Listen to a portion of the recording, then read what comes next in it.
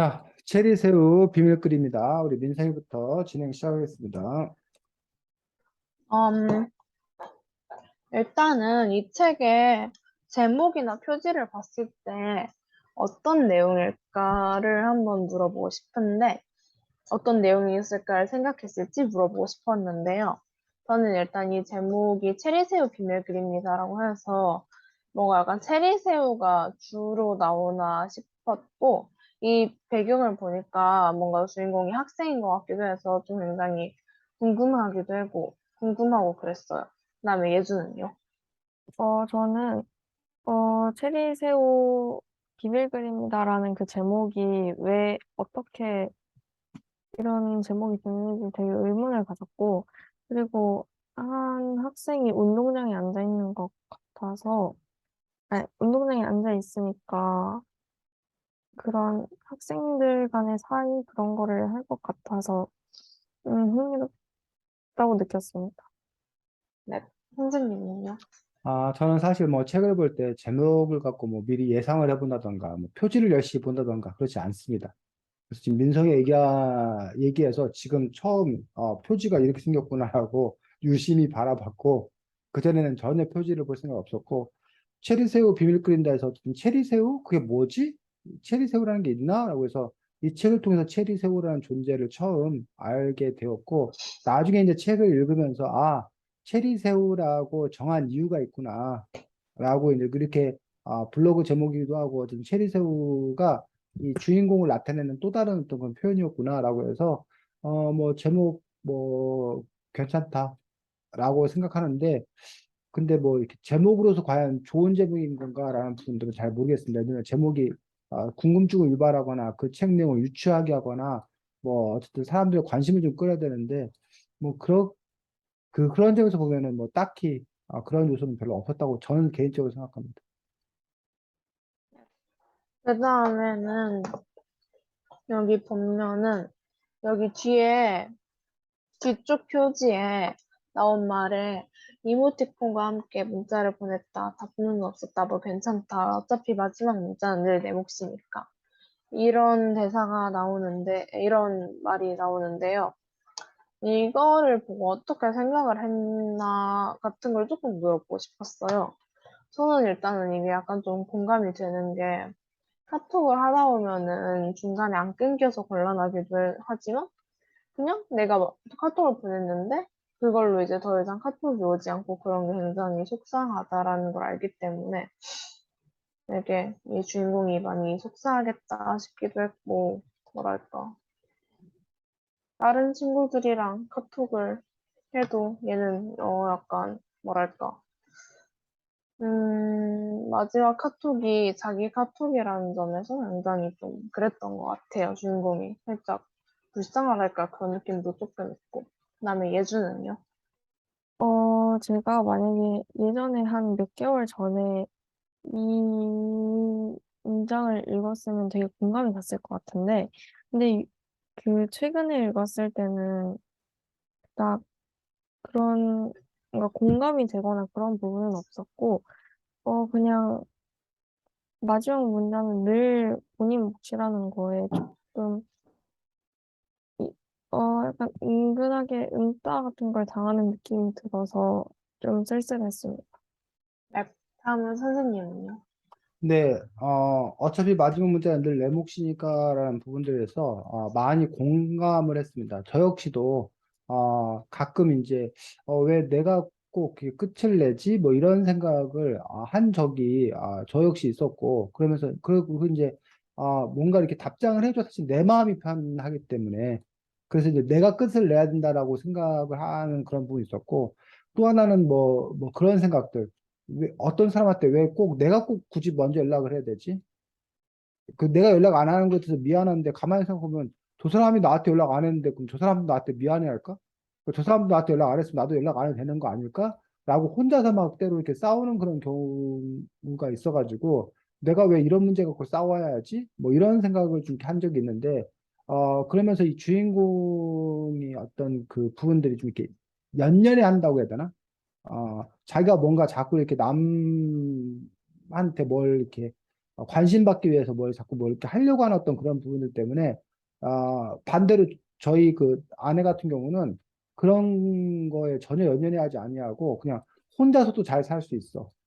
라고 생각을 하고 오히려 혼자 있는 게 더 좋아라고 이렇게 당당하게 얘기하는 걸 보고서 사람이 어떻게 저렇게 살 수가 있어라면서 놀랍고 때로 부럽고 그러면서 이제 오히려 저 같은 경우 이제 그런 연습을 일부러 하는 어떤 그런 부분들이고 그래서 이 책을 읽으면서도 이 생각했던 것들이 이 주인공이 너무 이렇게 받아들이는 거에 있어서 홀로서기를 못한 것 아닌가 그런 점에서 오히려 주인공과의 친구의 관계의 어떤 그런 부분보다는 홀로서기를 잘 할 필요가 있지 않나라는 부분에서 저 역시도 역시 그런 점에서 이렇게 홀로서기를 잘 해야 되는 요소가 있다. 그래서 우리가 늘 많이 쓰는 말 중에 이른바 따로 또 같이라는 말을 쓰는데 따로도 괜찮고 같이 할 때도 괜찮고 이래야 되는데 어떤 사람은 같이 있는 걸 너무 싫어서 따로만 있으려고 하는 사람도 있고 또 반대로 어떤 사람은 따로 있는 걸 너무 못해가지고 늘 같이 있어야 된다고 생각하는 거였는데 물론 이제 뭐 따로 있는 것도 자기가 행복해서 괜찮다면 상관없고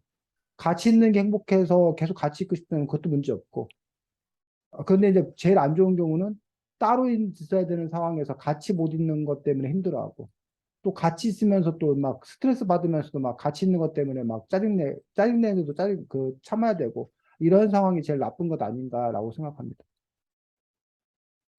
네. 저는 일단 여기까지 하겠습니다. 네, 수고했습니다. 민성이 얘기 나온 김에 그 제목에 대해서 잠깐 얘기하도록 하겠습니다. 세민도 아까 뭐 그 제목이 결국 이 이야기에서 주인공을 잘 반영하는 거다라고 얘기를 했었는데, 여러분들 생각에는 체리새우 비밀 끓인다라는 제목이 갖는 의미는 뭐라고 생각해? 이 제목이 뜻하는 바가. 민성아, 아무리 열심히 얘기해봐라. 우리가 들을 수 있나? 절대 못 듣지. 저 왜 음소거죠? 어? 저 왜 음소거예요? 네. 약간 다현이 블로그가 일단 체리새우라는 그게 굉장히 중요하나? 아무튼 체리새우가 이 다현이의 그 블로그잖아요. 근데 이걸 이제 원래는 친구들이 읽고 뭐라고 할까 이런 생각들과 함께 비밀글로 했었는데 나중에 끝나면서 이거를 이제 다 공개로 바꾸고 하는 그런 걸 좀 알려주는 게 아니었을까? 얘가 바뀌는 거를. 그런 음, 생각이 조금 들었어요. 예주. 저는, 저는 딱히 생각나는 게 없긴 한데, 그래도 이 음, 체리새우라는 단어가 주인공을 나타내는 단어라서 제목에 넣은 게 아닌가 싶어요. 음. 자, 172쪽 보겠습니다.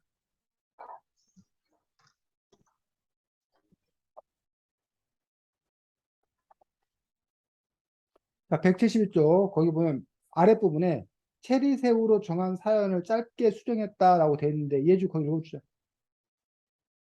어, 아, 내가 외갓집, 맞아. 외갓집에서 체리새우를 처음 보았다. 수초 가득한 어항에서 나는 것처럼 헤엄치는 모습이 예뻤다. 맑은 물에서 나는 담수새우이고 몸짓이 자라면 주기적으로 탈피를 한다. 빈 껍질을 벗어버리고 점프하는 모습이 무척 신비로웠다. 그 다음 문장 읽어줘. 마지막에 체리새우처럼 자유롭게 탈피하고 싶다는 문장을 썼다 집었다. 지금까지 비워두었던 프로필 소개란에 짤막한 글도 적었다. 당장 나에게 필요한 것 아님 말고 정신 그리고 어쩌라고 정신. 자, 거기까지. 자, 선생님이 왜 하필 이 부분을 읽으라고 했을까? 음,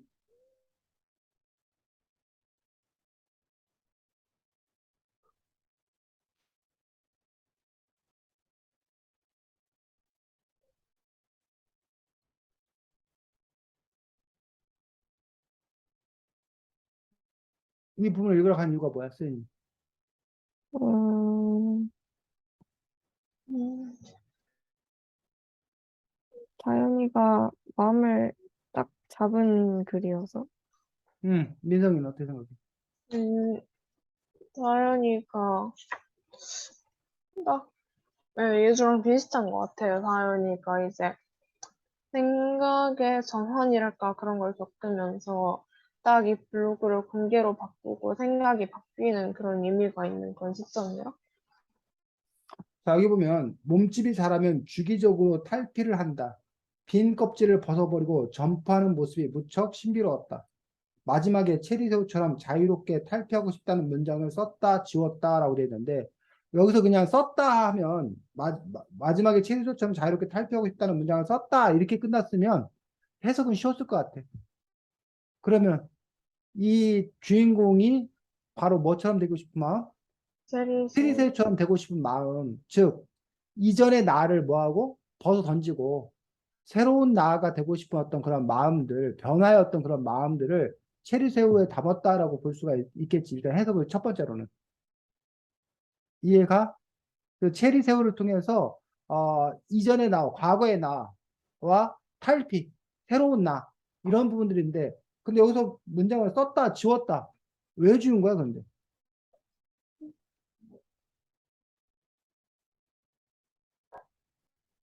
음,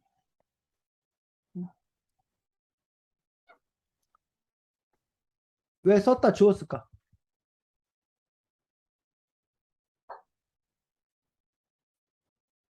자, 그 다음에 대신 소개라는 짤막한 걸 적었대. 당장 나에게 필요한 건 아님 말고 정신, 그리고 어쩌라고 정신이라는 말을 적었다는 거야. 원래는 처음에는 체리새우처럼 자유롭게 탈피하고 싶다라는 문장을 썼는데 그건 지워버리고 대신 당장 나에게 필요한 건 아님 말고 정신, 그리고 어쩌라고 정신.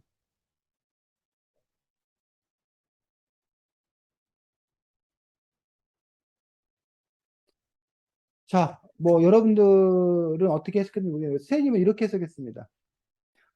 탈피해서 그 새로운 나, 그러니까 이전의 나를 부정하고 새로운 나가 되는 방법도 있는데 그 방법을 택하기보다는 당장 나에게 필요한 건 아닌 말고 정신 그리고 어쩌라고 정신이니까 그냥 자기를 인정하고 거기에다가 그냥 옵션만 덧붙인 거지. 내가 아닌 말고 정신과 어쩌라고 정신을 내가 뭐 하겠다 무장하겠다. 그러니까 예를 들면 예주가 지금 집이 마음에 안 들어. 응? 그럴 때 체리새우 같으면 어떻게 한다는 거야? 아예 싹 리모델링. 아예 싹 리모델링 하거나 아니면 이 집을 놔두고 새로운 집으로 뭐 하거나 이사를 가거나 그러니까 그런 방법이 있을 수 있잖아.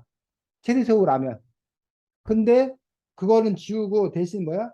당장 나에게 필요한 건 아닌 말고 정신 그리고 어쩌라고 정신이라는 거는 그냥 내가 이 집이 별로 마음에 들지 않는데 그런데 내가 그럼 이 집에다가 내가 그냥 뭐 당장 이 집을 좀 이렇게 안에 조명만 내가 하나 바꾸겠다. 하나 새로 사와가지고 방 조명 분위기를 좀 바꾸겠다. 라고 한다던가 집이 너무 습습한 것 같은데 제습기를 내가 들여와서 집에 습한 걸 내가 날려버리겠다던가 그런 식으로 현재의 나를 인정하면서 약간의 변화를 시도해 간다? 라는 어떤 그런 부분들인 것 아닌가라고 볼 수 있는 거지.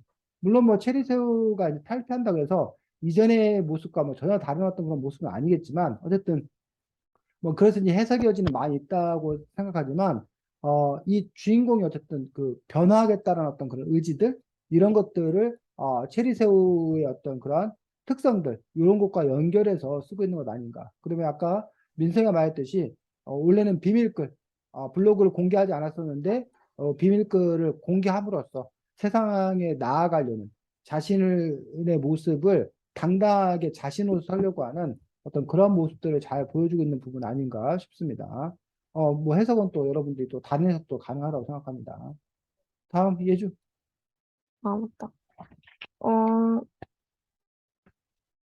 이 책에서 아람이라는 캐릭터는 친한 친구라도 무시를 하고 하대당한 듯이 대하고, 그리고 뒷담화를 되게 쉽게 하는데, 이런 아람이 같은 친구가 주위에 있으면, 본인은 어떤 행동을 취할 것인지, 사람마다 어떻게 다른지 그게 궁금했는데, 일단 저 같으면, 그냥 그 아람이 같은 친구가 조금 친해졌다가, 겉으로 볼 때는 성격이 되게 좋아 보이는데 같이 지내면 또 그런 뒷담화하는 그런 모습을 알게 될 테니까 그래서 저는 일부러 좀 멀리하고 나한테 먼저 다가와도 좀 이게 별 관심을 가지지 않고 처음부터 그냥 딱 끊을 것 같습니다. 민성이는 어떤가요? 어, 민성아, 아무리 해도 안 민성, 들린다니까. 아니, 왜 저 자꾸 음수거가 되고 있는 건데요? 뭐지, 이거? 아무튼, 아람이 같은 친구가 있으면 솔직히 말해서 저는요, 친구 관계를 웬만하면은 계속 맞춰주고 유지하는 그런 편이라 가지고, 그냥 적당히 뒷담화에 끼진 않지만 어느 정도 지키면서 있을 것 같아요. 네, 선생님은 어떤? 저도 민성이랑 비슷한 성격인 것 같은데 그 부분은 특별히 뭐 이렇게 적 안 만들려고 그러고 그냥 그래서 그냥 지내려고 하는데 근데 이제 그 사람이 그렇게 뭐 주장이 너무 강한다거나 아니면 뭐 이렇게 사람들 이렇게 호불호 가려서 뭐 이렇게 하는 경우에는 뭐 그냥 뭐 괜찮지 않아? 뭐 이렇지 않아? 뭐 이런 식으로 그 사람에게 다른 사실도 얘기하려고 일단 노력을 할 거라고 생각합니다. 좀 친해지면. 그래서 막 예를 들면 뭐 그 사람이 뭐 예주 욕을 막 한다 그러면 야 근데 예주도 뭐 이런 점은 되게 좋던데 뭐 이런 식으로 얘기를 일단은 하려고 노력은 일단 할 거고 근데 이제 그 사람이 그걸 도저히 받아들이지 않고 뭐 이러는데 그런다고 해서 뭐 그 사람을 바꿀 수 없는 노력이기 때문에 뭐 약간의 거리두기 정도로 하지 않을까. 그래서 뭐 일부러 그 사람과 친하게 그런 사람과 친하게 지낼 생각은 없습니다. 왜냐면 피곤하기 때문에 친하게 지낼 생각 없고 근데 뭐 그 사람이 뭐 만나야 될 일 있다거나 그러면 그냥 만나는 정도 그렇다고 그 사람도 일부러 배척한다거나 뭐 그럴 필요도 없다고 생각합니다. 네, 알겠습니다. 그리고 이 책을 보다 보면 주인공이 점점 그 자존감이 높아지는 걸 볼 수가 있는데, 어, 그 자존감을 어떻게 높일 수 있는지, 나 같으면 어떻게 높일 수 있는지, 그게 궁금했는데, 일단 저는 사람과의 관계가 좋으면, 뭔가 기분이 올라가면서 나도 존중받는 기분이 들면서 자존감이 올라간다고 하는데, 막 그런 자존감 높이는 글 같은 거 보면, 그, 막 힘이 넘치는 말을 해보라. 그런 그 스스로 하는 것이 많이 나오는데, 저는 오히려 그런 것들보다 다른 사람에서 영향을 받는 게 크다고 생각해서, 저는 사람과의 관계가 좋아야 된다고 생각합니다. 인성, 음, 저도 비슷한 의견입니다. 선생님은 어떤가요? 근데 저 스스로 자존감을 높이기 위해서 하는 행동이라면 우선은 사실은 제가 이렇게 저 자신이 마음에 들어야 제 스스로 그럴 때 자존감이 좀 높아질 수 있다고 생각합니다. 그러려면 제 자신이 뭔가 그 정한 목표라든가 이런 것들을 성취했을 때 자존감이 좀 이렇게 높아질 수 있다라고 생각이 들고 두 번째로는 사실은 그 아무리 그런다 하더라도 다른 사람들께 인정받지 못하면 자존감이 높아지기 좀 이렇게 어려운 어떤 그런 부분들을 갖고 있기 때문에 그런 점에서 뭐 운도 좀 필요하고 다른 사람의 인정받을 수 있는 어떤 그런 부분도 필요한데 그러면서 이제 그 누굴 만나냐라는 것들도 좀 중요하다고 생각합니다. 그러니까 예를 들면 쉽게 말하면 저보다 더 잘난 사람들만 만나면 제가 인정받기 어렵기 때문에 그런 점에서 오히려 자존감이 많이 떨어질 수 있다고 생각이 들고 근데 대신 내가 누군가에게 뭐 이게 좀 건방진 얘기일 수 있지만 좀 이렇게 베풀 수 있는 어? 도움이 될 수 있는 어떤 그런 사람들을 만나서 그들과 이렇게 함께 했을 때, 그럴 때 어쨌든 제 존재라는 것들이 좀 더 인정받을 수 있고, 그러면서 어쨌든 내가, 뭐 쓸모 있는 사람이구나, 뭐 이런 생각들을 갖게 되지 않을까. 물론, 더 높은 단계는 그렇게 남의 인정이나 이런 거 받지 아니하고 존재 그 자체로서 소중한 사람이다라는 걸 깨달을 수 있다라면 그게 가장 좋은 그런 부분이라고 생각하는데 그건 도인의 경지라고 생각이 들고 그렇게는 좀 쉽지가 않아서 그냥 저 같은 경우에는 내 자신 스스로가 만족할 수 있도록 내 자신이 어떤 목표를 이뤄가는 것들 그 다음에 어쨌든 내가 누군가에게 도움되고 쓸모있는 존재라는 것들이 확인된 어떤 그런 일들을 찾는 것들, 그런 가운데서 제 자존감, 제 자리를 찾아가려고 하지 않나라고 생각합니다. 찾아가고 있습니다. 알겠습니다. 어, 저도 저는 여기서 네. 자, 그러면 지금 그 얘기부터 먼저 하도록 하겠습니다. 이 책의 주인공이 자존감을 높여갔다, 자존감을 찾아갔다라고 했는데, 이 책의 주인공이 자존감을 찾아갈 수 있었던 이유는 뭐라고 생각되고, 요인이 여러 요인이 있다고 생각되는데, 그 요인들을 한번 얘기해 볼까? 일단 먼저요. 어, 그 아람이는 무리에서 있다가 그 새로운 반의 모든 친구들과 서로 존중하면서 얘기를 했던 그런 관계. 민성이. 약간 서로 뒷담화하고 자존심이 깎이고 맞춰주는 그런 관계에서 좀 새로운 좋은 친구들이랑의 관계가 생겨서 음, 그렇지. 지금 이 책에 보면 어쨌든 그 그룹 과제를 하게 되면서부터 자신의 한 얘기에 대해서 그냥 그대로 받아들여주는 친구들, 긍정적으로 대해주는 어떤 그런 친구들을 이렇게 보면서 내가 굳이 뭐 누군가에게 잘 보이려고 애쓰지 않아도 되는구나. 그러니까 나를 있는 그대로 받아들여주는 어떤 그런 친구들이 있을 때 그들과 함께 있을 때 자신의 모습을 사랑할 수 있게 되는 것 아닌가. 라는 부분들이 지금 이 책에서는 사실은 가장 큰 요소로 나와 있는 것들 중에 하나인 것들을 볼 수가 있습니다. 그런데 이거의 문제는 뭐야? 이런 것들이 보편화될 수 없는 이유는. 음, 언제나 좋은 사람만 만날 수는 없음. 그렇지. 자기 주변에 세상, 이렇게 좋은 친구가 있으라는 법이 없잖아. 어? 그래서 그런 세상은 점에, 넓고 또라이는 민성이 많다. 뭐, 말해봐. 뭐? 세상은 넓고 또라이는 많다? 세상은 뭐, 그렇지. 넓고 또라이는 많고, 그런 점에서 이 애는 다행히 모둠이 이렇게 결정이 됐지만, 모둠이 뭐, 그렇지 않은 애들로, 핥힌 애들로, 마음에 상처 주는 애들로 만날 수도 있는 거잖아. 그렇게 됐을 경우 아이는 더 많이 힘들어지지 않았을 건가라는 부분에서, 누구를 만나는 건가라는 건 사실은, 약간 운명? 운? 뭐 이런 거에 더 가깝지 않나 싶은 그런 측면에 보면, 보편화되기 어렵다는 측면이 있어요. 그렇다고 이걸 운으로 맡길 수만 없는 어떤 그런 부분들이 우리는 또 두 발 달린 짐승이라서 우리 스스로가 누군가에게 또 적극적으로 뭐 할 수 있다는 거야. 프로포즈 할 수 있는 거잖아. 아까 선생님이 잘난 친구들, 더 뛰어난 친구들한테 가서 놀 수도 있는데 그렇지 않은 사람들에게 가서도 놀 수 있다고 그랬잖아. 근데 그 선택은 때로는 내가 할 수 있는 거란 얘기지. 그러니까 그런 점에서 예를 들면 뭐 선생님이 페이스북을 해. SNS 페이스북을 해. 거기 보면 이른바 그 뭐라고 그러지? 그 핵인사들 있어. 그 인플루언서들. 아주 그 유명한 사람들. 그래서 막 그런 사람들이 글 하나 쓰면 막 글이 막 쭈루쭈 그 댓글도 막 엄청 많이 달리고 좋아요도 엄청 많이 붙고 이런 사람이 있단 말이야. 그 사람들 누구나 막 좋아한다는 얘기야. 근데 그런 사람한테 내가 가서 아는 체 하고 싶고 친하고 싶고 막 이런단 말이야. 그 사람과 가까워지고 싶은 그런 욕망이 있어.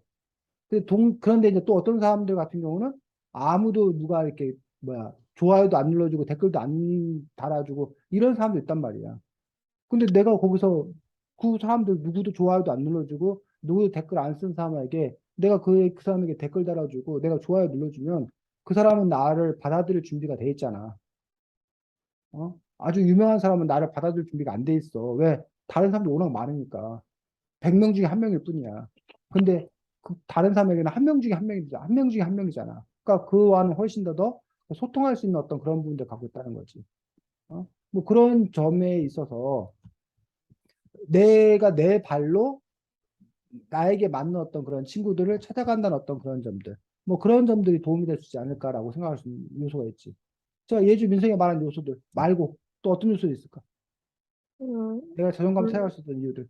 음, 블로그로 음, 그 자기 다짐들이나 일기같이 그 음. 그렇지. 얘가 블로그를 쓰는 어떤 그런 부분들에서 글쓰기 이런 부분들이 자신에게 이제 큰 위로가 되고 위안되었던 그런 부분들을 볼 수가 있습니다. 그게 책에 나와 있는데 잠깐만 20조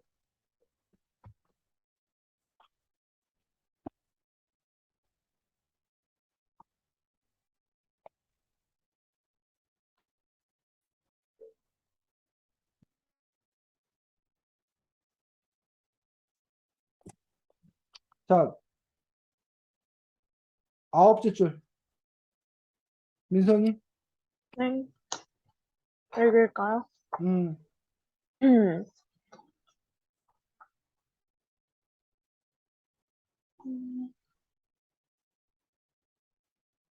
나만 그런 게 아니다. 거기부터죠.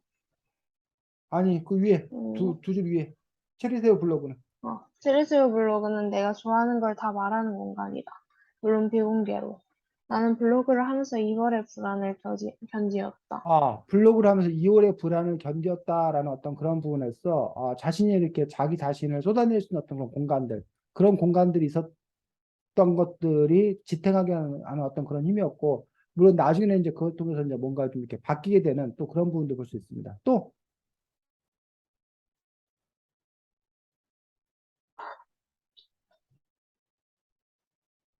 스님은, 다현이? 다현이가 아니지. 다현이가 주인공이고, 은유? 음, 아, 은유 덕분이라고 생각합니다. 왜 은유의 역할이 컸다고 생각하는 걸까? 이 다현이가 자존감을 찾아가는 데 있어서.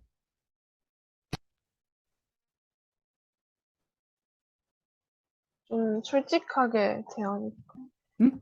뭐라고? 솔직하게 서로를 대할 수 있는 관계였으니까.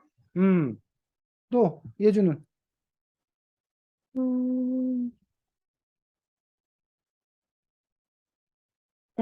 온유가 본인을, 어, 본인을 있는, 본인이 가진 그대로 얘기를 하고,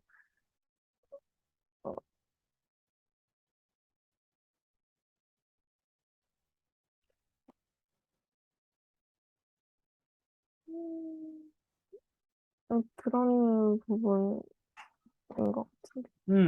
114쪽 보겠습니다.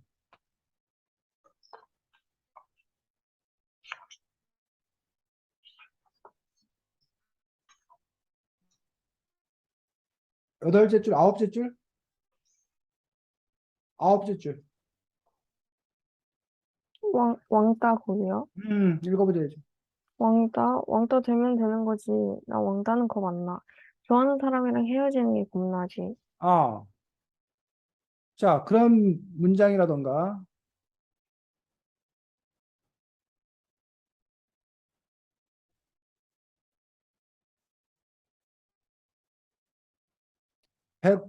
그 다음에, 이거는 뭐, 저긴데, 50쪽.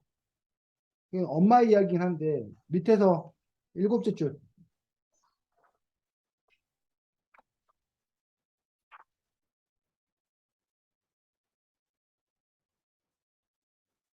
읽어.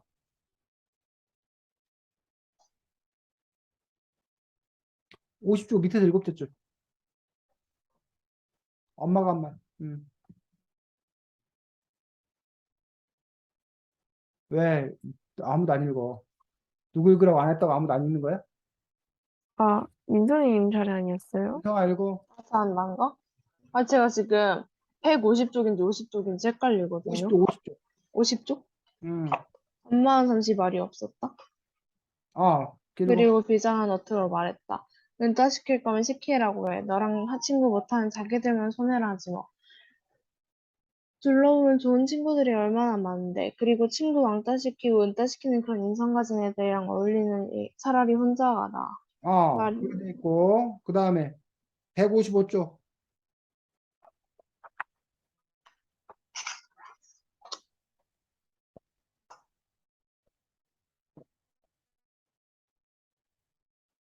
155쪽에, 밑에서 11째 줄. 이해주. 아니, 그건 아니, 아니부터. 아니, 그건 아니고. 이런 말 하면 이상하게 들릴지 모르겠지만, 난 은따인데 는따 아닌 은따처럼 지냈어. 처음엔 힘들었지. 너무 힘들어서 도망가고 싶었어. 은유는 여기까지 말하더니 활짝 웃었다. 우리 셋은 눈을 동그랗게 뜨고 그러는 은유를 바라보았다. 엄마한테 전학 가고 싶다고 말했어. 미국으로 다시 가든지 전학을 가든지 하자고. 그랬더니 엄마가 그러셨어. 세상 사람 모두가 나를 좋아하는 건 불가능하대. 인기 최고인 연예인도 안 치는 있잖아. 듣고 보니 맞는 말이더라고. 계속. 완전 팩트 폭격이다. 전교생 모두가 좋아하는 친구도 없지 않느냐고. 그러니 나를 미워하는 애들은 신경 쓰지 말래. 나를 좋아하는 사람들한테만 집중해도 인생이 짧다고 하셨어. 자, 그 다음에,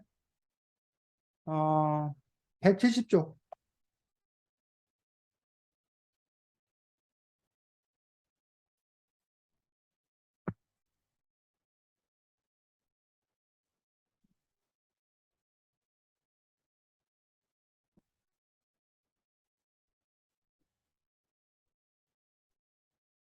마지막에 둘째 줄.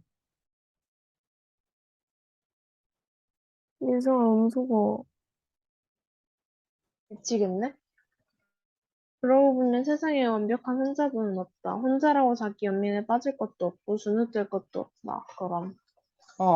이런 식으로, 물론 이제 그 170쪽 그 제일 위에 첫 줄부터 읽어보자, 민성아. 첫째 줄부터요? 첫째 줄. 어떤 친구가 말했다. 우리 모두는 나무들처럼 혼자라고. 좋은 친구는 서로에게 햇살이 되어주고 바람이 되어주면 된다고. 독립된 나무로 잘 자라게 서로에게 도움이 되는 존재, 그게 친구라고. 이 말이 계속 생각난다. 댓글. 내 글에 내가 댓글담. 친구는 동등한 관계여야 한다. 그런데 나는 자주 무시당했다. 지금 생각하니 내가 자초한 듯. 나는 친구를 잃을까봐 늘 전전긍긍이었다. 선물 주는 버릇 눈치 보기 거절 못하는 것 스스로를 업신여기는 다른 사람들이 나를 존중하기 어렵다. 당당했어. 이렇게 은유의 어떤 그런 이야기들을 듣는 그런 과정들 속에서 이 다현이가 주인공이 생각이 점점 이렇게 뭐해? 변해가는 어떤 그런 부분들을 볼 수가 있고, 그런 것들이 결국은 자기 자존감을 높여가는 그런 부분들이 되지 않았나라고 생각하고, 거기에 이제 플러스 하나 더, 뭐, 애가 블로그를 나중에 공개하잖아. 그리고 이 다현이가 좋아하는 남자친구, 짝사랑하는 남자친구가 나중에 어떻게 해줘?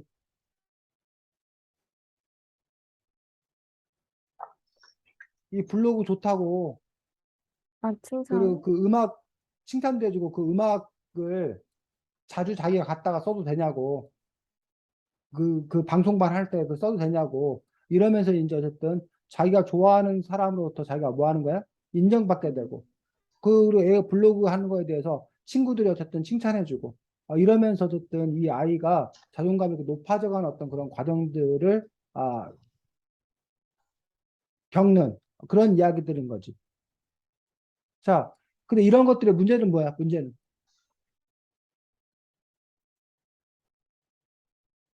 이렇게 좋은 음, 과정을 거쳐 잘 음. 되는 건 좋은데 이런 것들의 문제는 일반화되기 어려운 점은 뭐야?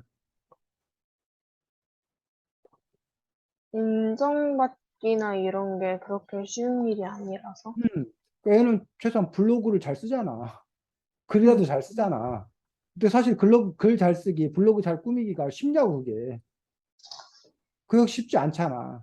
그러면 만약에 아무것도 잘하는 게 없는 사람이라면 어떻게 되냐고. 어? 그런데도 불구하고 그 사람도 자존감이 높일 수 있나? 라는 부분들. 그러니까 우리는 예를 들면 과거에는 공부를 잘해야 된다. 뭐 이거 하나로만 본 거야. 공부 잘 못하면 다 아무것도 아닌 거야. 그래서 자존감이 다 떨어지는 거야. 그나마 요즘 나아진 거는 공부 잘하는 거 말고도 뭐 얘는 노래를 잘해. 얘는 뭐 스포츠를 잘해. 얘는 뭐 뭘 잘해. 이런 식으로 잘해서 인정받는 게 좀 늘어났어. 그러다 보니까 공부를 못해도 농구는 잘하니까. 공부를 못해도 난 축구는 잘하니까. 뭐 공부 못해도 난 개그를 잘하니까. 뭐 이런 식으로 이제 어쨌든 이렇게 그것들이 폭넓어졌다는 점에서는 긍정적이라는 얘기야. 근데 여전한 문제는 뭐라는 거야? 그래봤자 그 잘하는 게, 사람 가짓수만큼 많지는 않다라는 거야. 좀 이렇게 애매한 경우 있잖아. 어? 뭐 특별히 잘하는 게 없는, 내세울 게 없는, 그런 사람 있을 수 있잖아. 그런 사람은 과연 자존감을 어디서 찾아야 되냐라는 얘기죠. 어떻게 찾아야 되냐는 얘기지. 방법이 있을까? 음,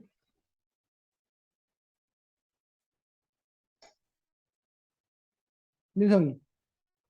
음,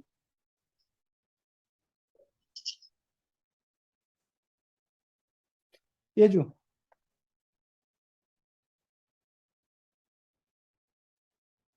방법 없어? 그냥 자존감 없이 살아?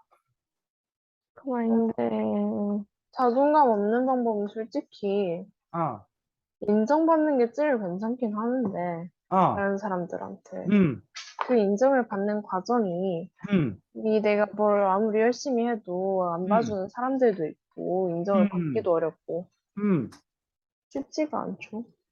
그 문제를 어떻게 해결할 수 있냐고. 해결할 수 있는 방법이 있냐고, 혹시.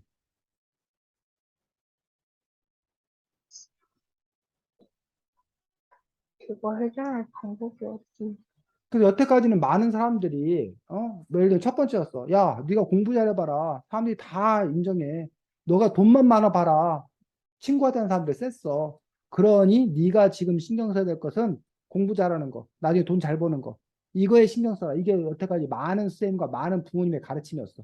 여러분이 왜 좋은 대학 가야 되는가? 너희들이 왜 공부 열심히 해야 되는가?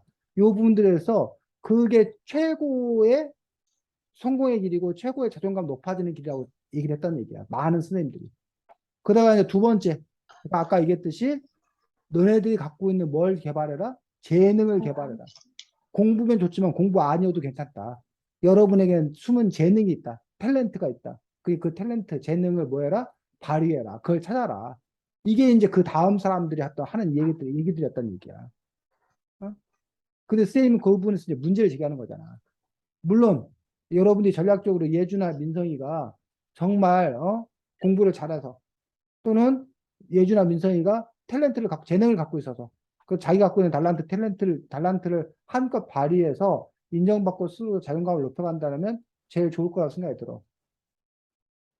그리고 그러한 방법을 향해 도전할 수도 있고, 그게 나쁘다는 거 아니야. 그렇게 하면 안 된다는 것도 아니고, 그게 여전히 유효하고 여전히 좋은 방법이라는 거야. 근데 그렇지 않은 사람들은 떻게 되냐라는 부분들에서 역시 우리는 또 관심을 가져야 되지 않냐는 얘기지. 어떤 방법이 있을까라는 부분에서 물론 이런 방법이 있고 발견되고 뭐 이랬더라면 사실 세상에 걱정할 게 별로 없겠지. 많은 사람들이 행복하겠지. 근데 여전히 그런 방법을 찾고 있지 못하기 때문에 끊임없이 이런 책이 나오는 거고, 끊임없이 누군가는 고민하는 거고 괴로워하는 그런 상황들이 펼쳐질 수밖에 없는 거지. 그래서 뭐 민성이 예전때 선생님이 지금 당장의 어떤 건 답을 요구하는 것들이 아니라 그런 부분들에 대해서 여러분들이 한번 혹시나 답이 있는지 고민해 보는 것도 의미가 있다고 생각이 들어요. 그래서 선생님은 민성이 말에 아까 힌트가 좀 있다고 생각이 들어요. 그러니까 민성이가 누군가 인정해 주는 게 중요하다라고 얘기를 했었는데 선생님도 아까 그런 얘기를 했잖아. 뭐야? 셀럽들에게 인정받으려고 내가 뭐 하지 말고 애쓰지 말고 뭐 셀럽들에게 인정받으면 좋지. 근데 셀럽들에게 인정하는 게 아니라 그냥 우리끼리 인정하면 되는 거 아닌가? 어? 내 그냥 그 뭐야? 그러니까 꼭 그 뭐야?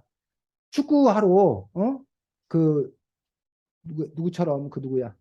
우리 손흥민 우리 자랑스러운 대한민국의 자랑 손흥민처럼 영국 프리미어 리그 가서 뛰고 인정받으면 제일 좋지. 어? 그런데 국내 프로리그라도 좋다는 거야. 근데 국내 프로리그 아니라 그냥 뭐해? 사회인 축구라도 그냥 이렇게 조기 축구에 동네 축구에서 우리끼리 그냥 뭐해?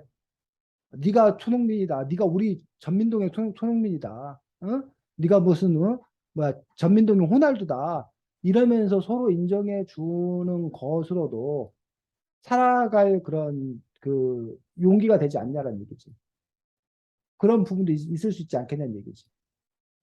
또는 그렇게 되려면 성과에 그 집중하는 것도 아니라 그 과정. 그러니까 내가 그냥 그걸 했다라는 것 그 자체에 대해서 의미를 부여한다라면 그러면 그 자체로도 즐거운 일, 기쁜 일이지 않겠냐라는 어떤 그런 부분들, 그런 깨달음을 만약 가질 수 있다라면, 그러면 음, 문제였던 그런 실마리가 또 풀릴 수 있지 않을까. 물론 뭐 이런 것들이 갖는 부분에 문제도 있어. 자기 만족이라고 해야 되나? 더 높은 데 올라가려고 하지 않고 그냥 늘 그냥 그 자리에 머물고 있기 때문에 남들이 봤을 때는 그냥 그 뭐야 왜 그 얘기 알아? 그 여우의 여우의 그 사과이야? 여우의 포도. 이솝우화 중에 여우의 아, 포도가 있는데 여우가 그 포도를 너무 먹고 싶어. 어? 근데 점핑했는데 그 포도를 못 따먹어. 그러니까 여우가 나중에 뭐라고 그래? 어떻게? 저 포도 아주 뭐 할 거야? 실 아, 거야. 맛 음, 없을 거야. 라고 한단 말이야. 긍정적으로 보면 이 여우의 뭐야? 정신승리야. 긍정적으로 보면. 어? 여우가 좌절하지 않고 자존감을 손상시키지 않는 거잖아. 자기가 또 살아갈 수 있는 어떤 그런 힘을 얻는 거잖아. 긍정적으로 보면. 나쁘게 보면.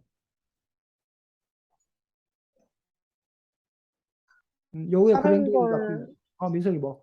약간 그 포도가 한 번 먹었을 때 시다고 계속 안 먹으면은 시다라는 생각으로 약간 정신승리하면서 경험을 놓친다고 해야 되나? 음, 그치. 패배자의 비겁한 변명이지, 나쁘게 보면. 그리고 아까 음, 민석이 말한 대로 뭔가를 어떻게든 시도하려고 하는 그런 끈질김, 이런 것들이 없는 거지. 어? 그런 점에서 여러분들이 이런 문제들을 어떻게 바라볼 것인가에 대해서 뭐 여러 가지 의견들도 있을 수 있다고 생각합니다.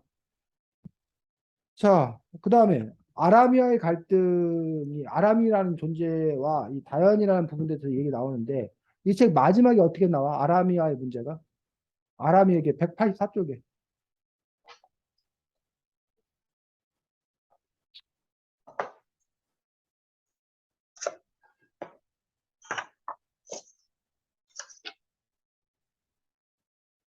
아람이의 사연이랄까 그런 거 좀 음, 아람의 사연이 뭐였어? 오빠가 동생을 자꾸 때리는 음, 걔가 떨어져서 사는. 그 오빠가 충동장애를 가지고 있어서, 부모님과도 헤어져 살아야 되는 어떤 그런 아람이의 가족사가 밝혀지지. 작가는 왜, 이 끝에 가서 이 아람 얘기를 꺼낸 이유가 뭐야? 무조건 나쁜 사람은 없다. 무조건 나쁜 사람 없다. 민성이. 음, 주인공의 이런 스토리를 그려낸 다음에 조금 더 이제 아람이랑 캐릭터의 스토리를 풀려는 이분은 혹시 아니었을까? 음. 그래서 195쪽에 보면 끝에 가서 195쪽에 보면 이제 194쪽에 그런 얘기 나오고 195쪽에서는 184쪽에 그런 그 아람의 가족사가 밝혀지고 195쪽에 보면 어떤 행동이 나오는 거야? 도와주는, 아람이가 난처한 상황에 처했을 때 도와준 어떤 그런 모습을 보여주잖아. 사실 근데 이 얘기가 처음 얘기가 아니거든. 이 반대되는 상황이 있었던 거 알아? 이 앞에서? 이 앞에서 다현이가 다현이가 이렇게 다현이. 없어갖고 어려움에 처했을 때는 오히려 비난을 받잖아. 칠친밖에 그런 것도 못 챙긴다고 뭐 이런 식으로 이렇게 욕 먹잖아. 그런데 여기서는 오히려 그 쉽게 말하면 이제 뭐 해줄 기회야? 그, 복수해줄 기회잖아. 음, 근데 다현이는 어떻게 했어? 도와줬어요. 갖다 줬잖아. 왜 다현이는 왜 그렇게 행동을 한 거야?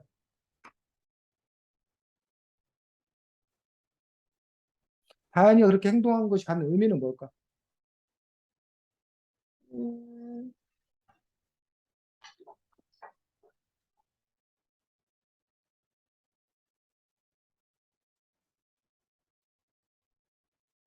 안 도와줄 수도 있는데 왜 도와준 거야?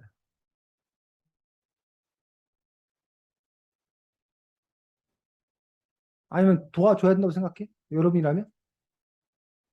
도와줄 수는 있긴 한데 사실 나한테 찾아온 건 아니니까 크게 많이 도와줄 필요는 없지 않나. 음, 예주는 근데 저 같으면 도와줄 것 같아요. 그래? 너는 걔한테 감정이 나쁜데 안 좋은데? 안 좋은 애 아니야? 안 좋은 애도 도와준다? 이제 아무리 안 좋은 애라도 이런 상황이 닥치면 급하니까 음.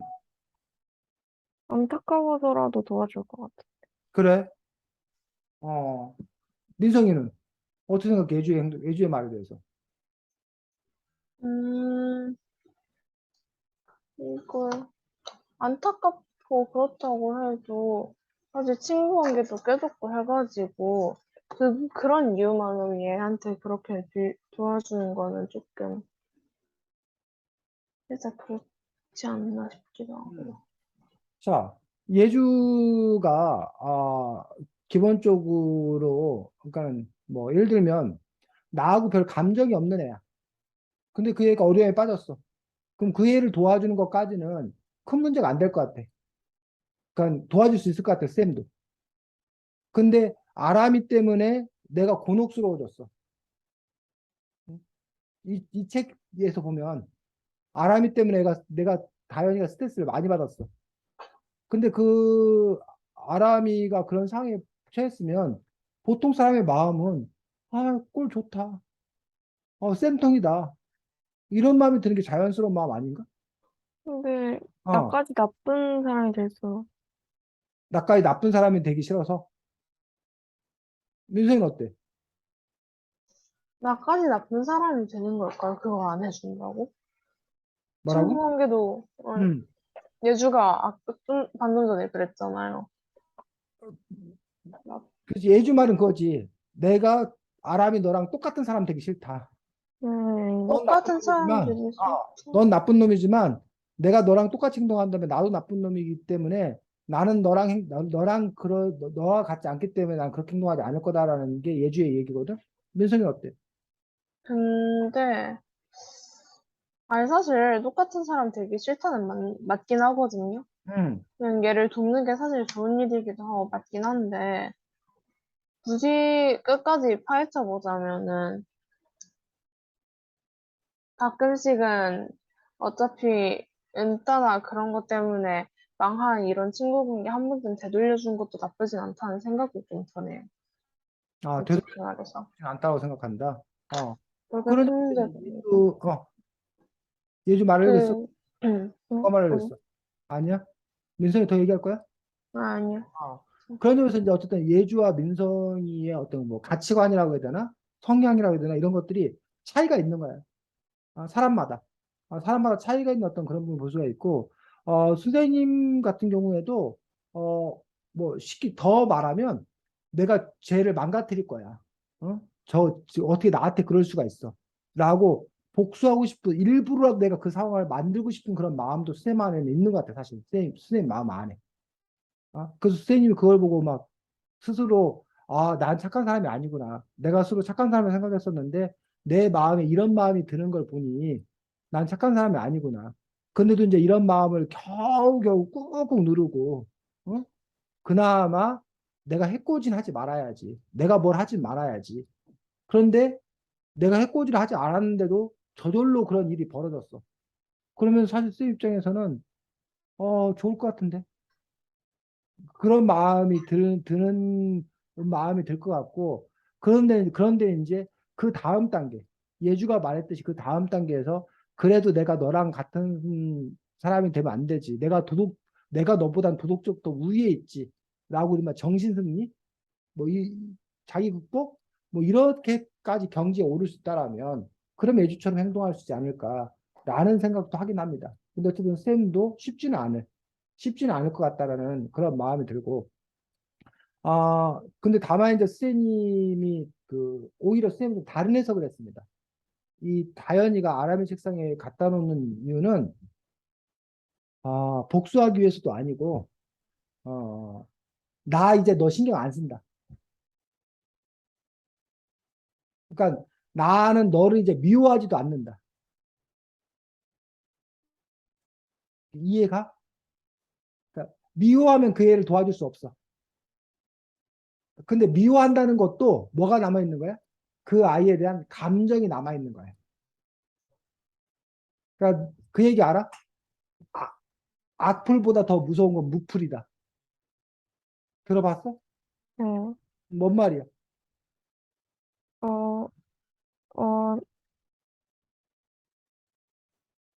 음, 악플보다 더 무서운 건 무플이다.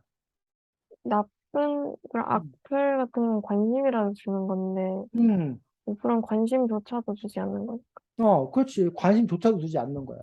그래가지고, 선생님이 처음에는 뭐 이렇게 선생님 무슨 기사 같은 거 쓸 때 막 이렇게 댓글로 막 욕을 막 쏘는 사람도 있어. 그럼 처음에는 막 상처받고 막 그랬어. 근데 나중에 생각해보니까 근데 어떤 기사를 썼는데 아무 글도 안 달린 것보다는 뭘 달려있는 게 너무 고마운 거야. 야, 그래도 이 사람들이 이걸 읽기라도 했구나. 어?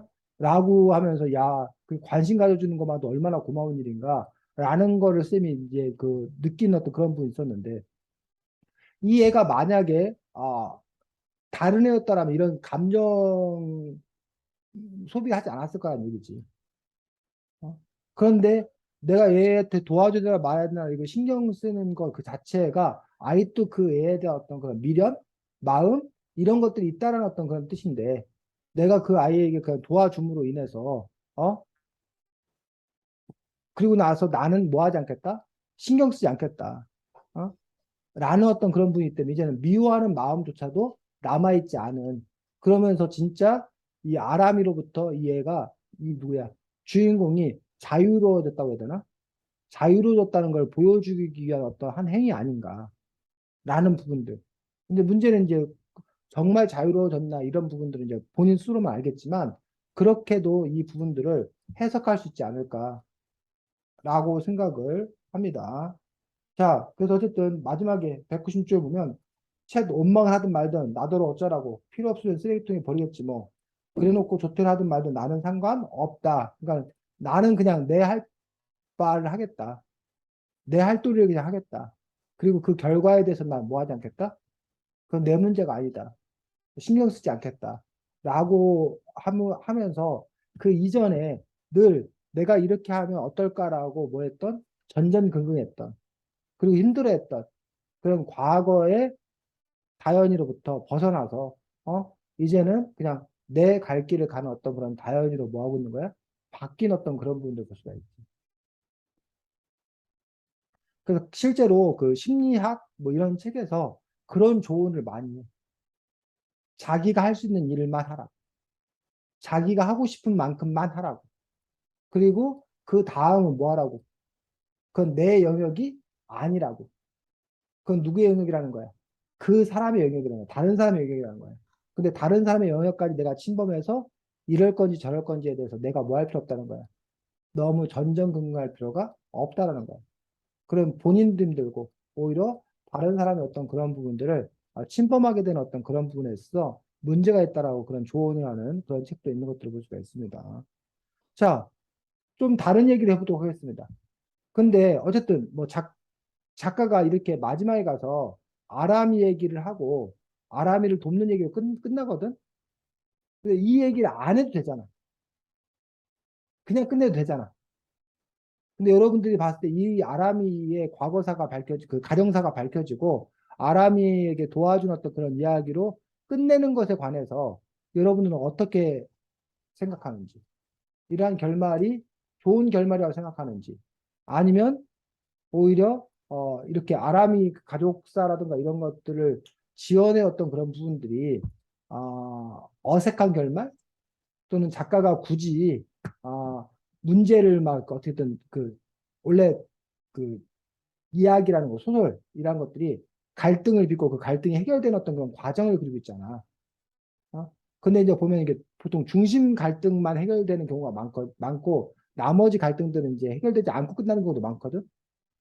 근데 이 책 같은 경우 어쨌든 이런 다현이하고 그 아람이의 문제까지도 해결하는 어떤 그런 방향으로 끝내고 있는데 그런 그 부분들에 대해서 여러분들 어떻게 평가하는지 이건 그 인물 행위에 대해서 얘기하자는 게 아니라 작품의 어떤 그런 구성 능력, 결말을 끌어내는 어떤 그런 부분에 대한 여러분의 견해, 의견을 묻고 있는 겁니다. 어떻게 생각해, 민성이? 솔직히 엔딩이 많이 나쁘지는 않았어요. 음, 아람이가 과거사가 나오는 게 어떤 사람이 이게 왜 얘 그냥 끝까지 악역으로 가지 왜 이따구로 만드니 할 수도 있긴 한데 음, 사람 학생 일이라는 게 사실 어떤 사소하더라도 어떤 이유가 있고 그래가지고 관계가 틀어지거나 인성이 이상해지거나 그렇게 되는 거니까 음, 솔직히 나쁘진 않았다고 생각이 들어요. 예주. 저도 괜찮았는데, 왜냐면 그 주인공이 달라졌다는 그 문장을, 그 주인공이 달라지는 책들을 보면은, 그런 딱 달라졌다는 그런 문장을 쓰고 나서 그 다음에 진짜 달라진 모습들을 보통 다 보여주더라고요. 그래서 딱히 이런 구성이 어색하지는 않았고, 그리고 아람이 과거사가 나온 건, 어, 이 책이 그래도 학생들이 나오는 책이니까, 음, 어쨌든 어색하지는 않았어요. 네. 선생님은 이 작가가 좀 욕심을 부렸다고 생각합니다. 개인적으로는. 욕심을 부렸다고 생각하는 것들이, 그냥 다연이의 어떤 변화? 요거 하나만으로도 사실은 충분한 메시지를 줄 수 있는 어떤 그런 책인데, 거기다가 그 아람이 얘기까지 끌어들여서 아람이까지 이해하고 넘어가야 된다. 아람이까지 포용하고 넘어가야 된다라는 부분들 때문에 오히려 그 이야기가 뒷부분에서 좀 이렇게 바뀌었다고 해야 되나? 마지막 꼬리가 그 바뀌었다고 보여지기 때문에 오히려 그 다연에게 집중되어 있던 부분에서 그냥 그렇게 끝내는 것들이 오히려 그 주제의식이나 이런 것들이 좀 더 분명히 나타나지 않았나라는 어떤 그런 생각을 처음엔 했었습니다. 근데 이제 나중에 아까 선생님이 그 왜 이렇게 행동했을까를 막 분석을 하다 보니까 이것들이 그 별개 일이 아니라 하나의 일이다라고 생각한다면 그렇다면 뭐 이것들도 큰 문제는 아니다. 오히려 뭐 잘 맺은 결말이다라고 생각할 수 있는데 어떤 초반기에는 왜 굳이 다현이 얘기를 또 끄집어냈을까? 끝에 가서 왜 다현이까지 사람들에게 이해시키려고 했을까라는 부분에서 작가의 욕심 아니었나라는 어떤 그런 생각들을 하게 됐었습니다. 그래서 예를 들면 그 마당을 나온 암탉 이야기 끝 결말 기억나 혹시? 아니요. 마당을 나온 암탉에서 마지막에 암탉이 어떤 선택을 해? 족제비에게 자기를 먹으라고 그러잖아. 기억 안 나? 마당을 나온 암탉 기억 안 나? 저 안 봤던 것 같은데. 정말? 마당을 나온 암탉을 안 봤어? 애니메이션도 있고 막 그러잖아. 안 봤어요, 아마. 정말? 네. 그렇구나. 예지도? 저 최근 예전에 앞에 조금 읽었다가 애니메이션도 보는 기억은 나는데 끝까지 봤던 거는 모르겠어요. 그랬구나. 그래서 그 얘기 같은 경우도 이제 마지막에 가서 이제 어쨌든 뭐 족제비에게 자신을 먹히면서 모성의 중요성까지 강조하는데 쌤 개인적으로는 그것도 작가 욕심이었다라고 생각하거든. 그냥 그 전까지는 그냥 암탉이 열심히 그 자기의 꿈을 이루기 위해서 싸워가는 어떤 그런 과정들 그 마침내 어떤 성취 이런 거에서 이제 끝나는 것도 괜찮을 것 같다고 생각이 들었었는데 이처럼 어쨌든 여러분들이 이런 작품의 결말이라든가 이런 부분들에 대해서 생각해 보는 것도 또 의미가 있다고 생각합니다. 자, 179쪽 잠깐 보겠습니다.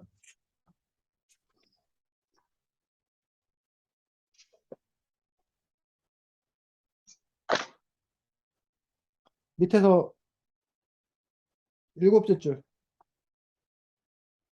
생각해 봤는데 누구 차례요? 읽어 민성이. 생각해봤는데 나를 싫어하는 애들은 내가 무슨 짓을 해도 싫어하더라고. 노력해도 그 애들의 마음은 돌릴 수 없어. 그래서 결심했어. 무슨 결심? 그 사이 주문한 음식이 나왔다. 엄마는 탄탄면을 먹기 시작했다. 나를 좋아하는 친구들한테만 신경 쓸 거야. 나를 좋아하는 친구가 한 명도 없으면 그냥 내가 먼저 좋아할 거야. 아, 엄마, 여기까지. 자, 거기 나를 좋아하는 친구들에게만 신경 쓸 거야. 나를 좋아하는 친구가 한 명도 없으면 그냥 내가 먼저 좋아할 거야. 라고 말한 그 다현이 어떤 그런 생각에 대해서 여러분 어떻게 생각해? 다현이 이런 결심에 대해서. 멋집니다, 솔직히. 어? 솔직히 멋지, 멋지다고 생각합니다. 멋지다고. 예주는. 저도 대단하다고 생각해요. 선생님은 근데 이 다현이 결심이 2% 부족하다고 생각해. 그리고 아까 은유보다 한 단계 수준이 낮다고 생각해. 왜? 쌤은 은유가 더 수준이 높다고 생각하거든? 왜냐면 그냥 음, 본인이 혼자 있어도 아무렇지 않은데 음, 그냥 음. 누구라도 같이 붙어 있으려고 하니까. 그렇지. 이 애는 결국은, 물론 그 전에 나를 좋아하지도 않는 애들한테 자기가 그 관계를 맺으려고 애쓴 거에 비하면 이제 그거를 벗어난 건 애가 한 단계 진전한 거지. 나를 좋아하는 친구들에게만 신경 쓸 거야. 그리고 만약에 나를 좋아하는 친구가 없으면 내가 먼저 좋아할 거라고 해서 그 한 단계 더 높아진 어떤 그런 걸 볼 수가 있는데, 하지만 얘는 여전히 관계 속에서 자신을 규정짓는 어떤 그러한 거에서 벗어나지 못하는 거지. 그런데 이 은유 같은 경우는, 물론 이제 은유는 또 다른 이유 때문에 뭐 그런 생각을 하긴 했지만, 혼자 있어도 뭐하다? 괜찮다. 라고 하는 어떤 그런 마음들, 사실은 또 그런 마음이 있어야지만이, 그런 결심이 있어야지만이 이렇게 될 수 있지 않나. 나를 좋아하지 않는 사람, 나를 좋아하는 사람하고만 내가 어울릴 수 있을 거다. 라고 생각할 수 있지 않나. 내가 먼저 좋아할 거라는 것들도 결국은 내가 혼자 있어도 괜찮다. 라는 마음이 있어야지만이 이런 것들이 가능하지 않겠냐는 얘기. 선생님이 옛날에도 그 얘기 했던 것 같은데, 선생님이 쇼핑을 잘 못한다고 그랬잖아. 네? 그쵸? 쇼핑을 잘 못하는데 그 이유들 중에 하나가 흥정. 쇼핑 중에서 흥정을 잘 못해. 흥정을 잘 못하는 이유 중에 하나가 뭐냐면 두 가지 이유가 있는데, 그 하나는 물건의 가치를 제대로 모르는 거야. 이게 뭐 10,000원짜리 가치인지 20,000원짜리 가치인지 이걸 잘 모르다 보니까 무조건 값을 뭐 한다고 생각하는 거야? 깎아야 한다고 생각하는 거야. 첫 번째로. 자, 두 번째로 문제는 뭐냐면, 자, 예주가 어떤 물건을 10,000원에 팔아. 내가 그걸 9,000원에 달라고 그랬어. 응? 근데 예주가 9,000원에 안 준대. 그러면 어떻게 해야 돼, 민성아, 너는? 글쎄요. 음, 내가 1,000원 깎으려고 했었는데 예주가 안 깎아준대. 다른 데로 가죠. 다른 데로 가야 된다고 얘기를 해. 그럼 다른 데로 가면 예주가 뭐 할 거란 얘기야. 잡을 아유, 거라. 손님, 알았어. 내가 1,000원 깎아줄게. 이럴 수도 있다는 거야. 그러니까 내가 그냥 뭐해? 그냥 이렇게 돌아서 가면 된다는 거야.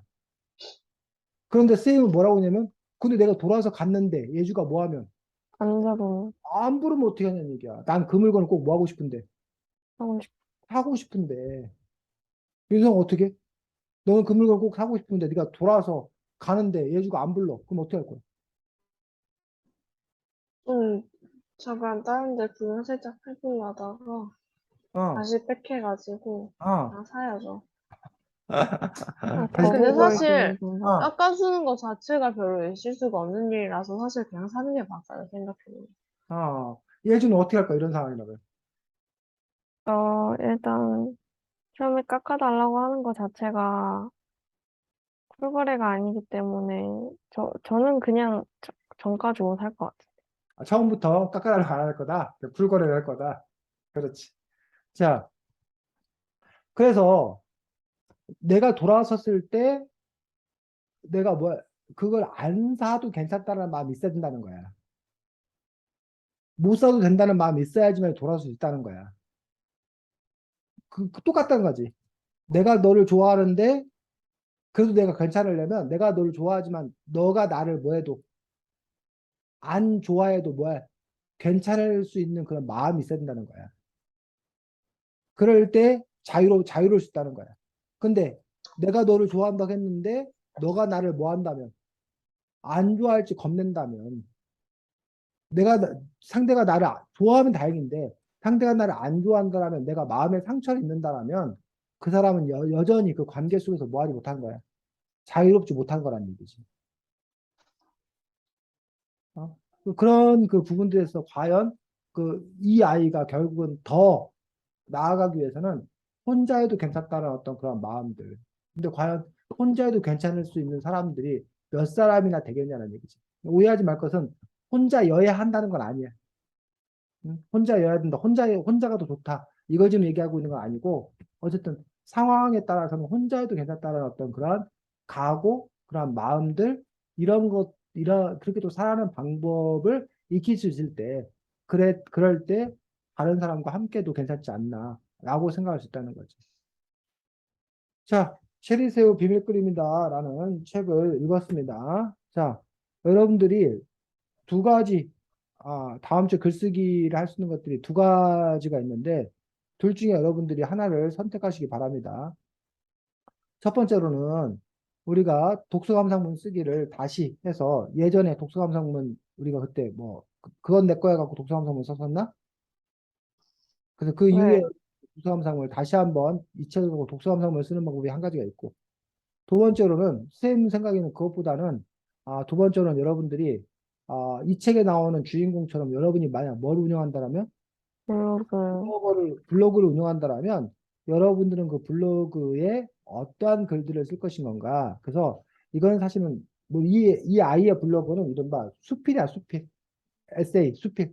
수필은 그냥 뭐하게 자유롭게 쓰는 글들이야. 그래서 수필 쓰기를 여러분들이 선택할 수 있어. 그 수필 쓰기라는 건 뭐냐면 그냥 여러분 일상생활에서 느끼는 그때그때 뭘 붙잡아서 감정을 붙잡아서 그것에 관한 이야기를 여러분들이 글로 뭐 하는 거야?